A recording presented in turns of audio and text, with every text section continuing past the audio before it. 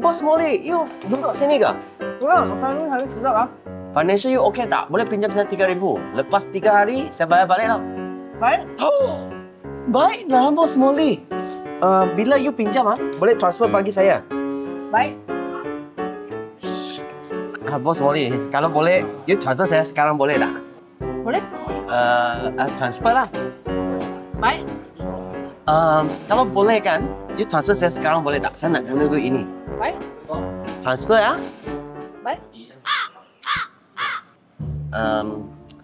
Bos Molly. Hai. Hai. Bukankah you cakap nak pinjam saya? Ya, betul.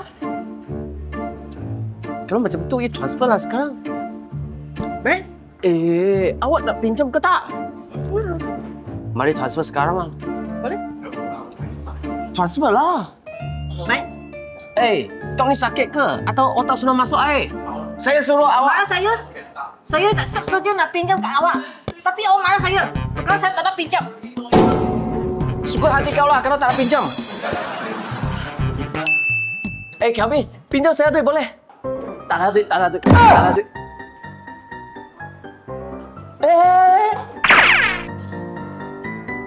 Bang, gimana? Pinjam saya 3,000. 2,000, 3,000.